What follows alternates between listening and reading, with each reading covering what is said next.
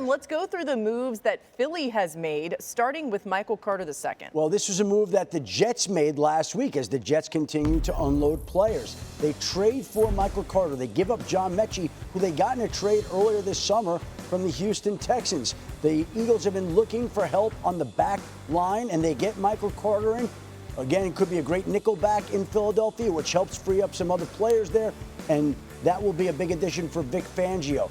Jair Alexander also traded from Baltimore to Philadelphia and winds up as an Eagle. Now, Jair Alexander's first game as an Eagle could be Monday night in Green Bay against his former team. How's that for a little bit of a storyline? And look, here's a guy that the Ravens were impressed by but couldn't get on the football field. They traded to Philly, and that was not the only move the Eagles made. They also traded a third-round pick to the Miami Dolphins for edge rusher Jaelan Phillips, who reunites with Eagles defensive coordinator Vic Fangio in Philadelphia to upgrade Philadelphia's pass rush. So in the span of 1 week, the Eagles go out and add Jaelan Phillips, Jair Alexander, Michael Carter. They are gearing up for a second half as they try to defend their Super Bowl title. I mean, Lewis, Howie does it again. Howie Roseman continues to just make these moves. He's playing chess or some like advanced level of chess.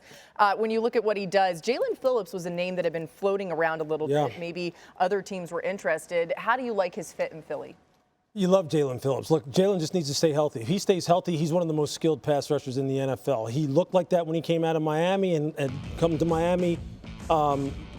Had come to the University of Miami from UCLA. He was a guy who's really, his career was in peril at one point in time, whether or not he was going to continue it. The dude has everything that you could possibly want. He reunites with Vic Fangio. And the same way with Jair Alexander, he has familiarity with this coaching staff.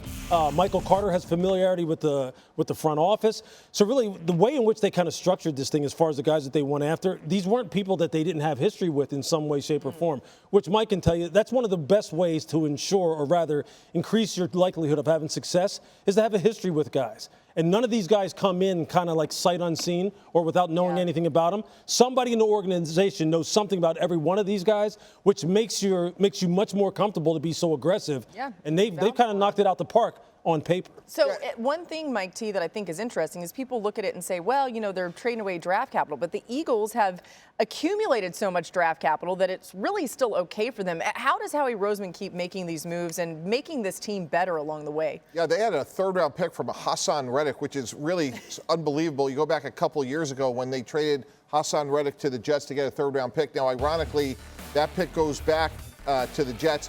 Joe Douglas, the GM at the time of the Jets, is now part of the Eagle front office again. So it's really a lot of permutations to the trade. But here's what I would say. Jaelan Phillips is a risk reward because he tore his Achilles, tore his ACL, but for what they gave up, it's a very reasonable risk this time of year. I was a little surprised that if I was the Dallas Cowboys guys, why is Jaelan Phillips not a Cowboy?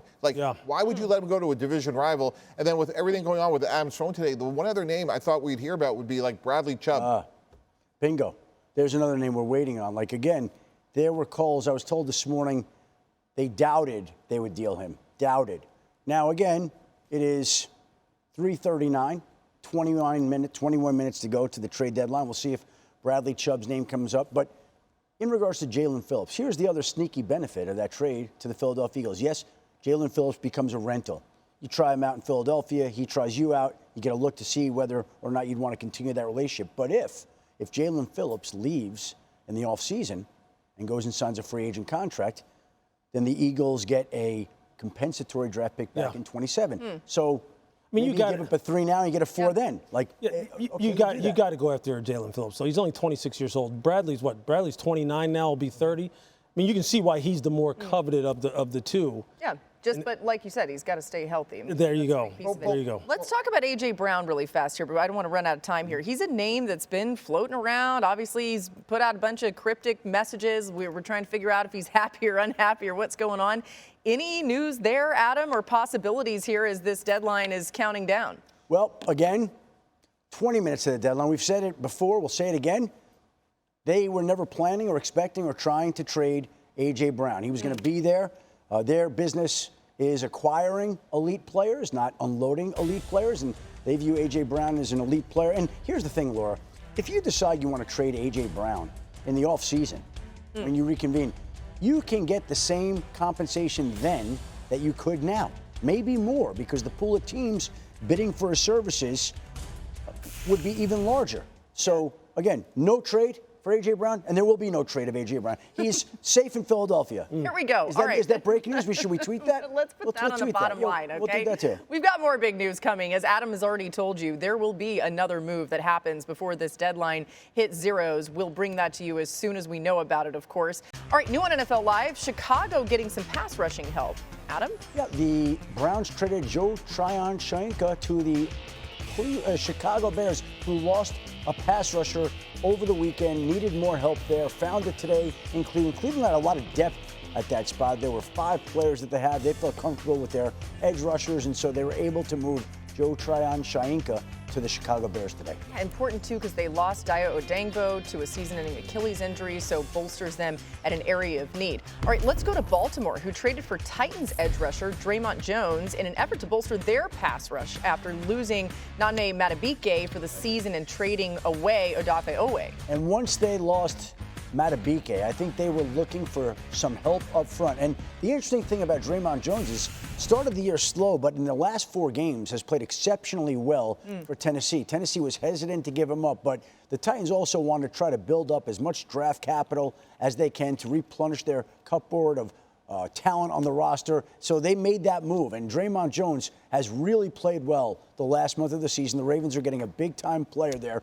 to help out on the defense side of the football. Yeah, Adam, he's been a productive player for a long time. 35 career sacks. He's only 28 years old. And when you look at Baltimore guys, last year their defense got a lot better as the season went on. And you look at Mike Green, 2nd-round pick, Malachi Starks, a 1st-round pick, and now you bring in somebody like Dre'Mont Jones, who's been productive. There's pieces there on defense, which I think we're all surprised how inconsistent they've been. That I think this is another really good job by Eric DeCosta to give this defense another element that hopefully they're going to do what they did last year, which is get much better on defense coming down the stretch. Yeah, when Lamar Jackson comes back and they go out, they win the game, and we're like, these Ravens. Now, listen, they don't have much margin for error, but they obviously believe that they can contend. They're making some smart moves on defense. How does Dre'Mont Jones fit into what they want to do schematically? It's about versatility, right? So Justin Madubuike was an interior pass rusher, a 3 technique primarily.